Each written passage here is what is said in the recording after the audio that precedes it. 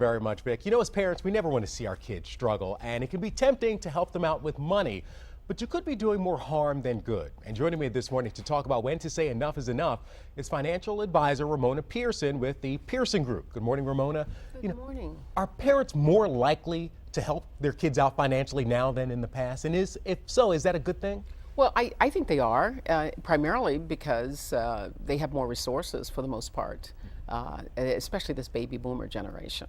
So they have a little more resources to actually help their children out. But is making that choice to help them out, is it hurting those grown children? Well, I think it hurts if the parent doesn't really understand why there is the need for the money. And also it hurts if the parent really can't afford, to help. Right. Now, when a parent is making this decision, some kids, and I say kids because they were talking about the children of these parents, they may be college graduates, they come back home, but how can you tell between, sort of deserving children and are just enabling somebody to be lazy and not sort of have the spark behind them because they can rely on mom and dad? Well, it really is a process that probably should start before the child goes to college, probably even before they're out of high school. That is the whole notion of taking care of yourself financially and budgeting and managing your own money. There's a lot of pride, in managing your money, and you really don't want to be an enabler of dependency, for your child. Right. Now, if a parent says, something, I have helped you out, but they have to have a difficult conversation with their kid, at some point the help probably needs to stop. The parent has to plan for their retirement and they may have other things to do with their money. How do you have that conversation? Well, I think what has to happen is I think any parent today that is taking care of a child that's, let's say,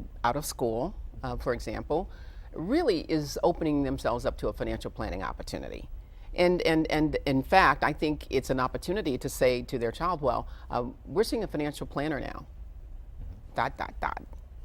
Right. And so by doing good financial planning yourself, and the fact that a lot of this care is being given, maybe an example of not executing good financial planning. Well, let me say, and I'm sure there are going to be some parents that are saying, yes, I do need this money for my retirement. I can't keep this on forever, but my child needs help. And it's so hard for people to tell their child no, especially when they really do believe their child needs help. Well, that's probably true. There's an interesting website called mindfulness.org. And I think that is when mindfulness has to come into play. What do you mean by that? Well, we do so many things automatically and without really thinking about them. For 18 years, you're raising a child, you're writing checks, you're doling out the money. And when do you stop doing that? It's sort of like the Meryl Streep movie where Meryl Streep says to Clint Eastwood, she says, your children, you spend your whole life raising them, and then they grow up and they leave you and they take your life with them. Right. I love that quote because I think oftentimes we probably don't want them to take, our lives with them. So it's a good way to stay connected.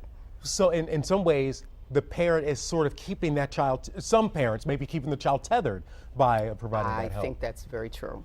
All right. Well, Ramona Pearson, thank you for giving us so much to talk about with the Pearson Group. Appreciate your time this morning.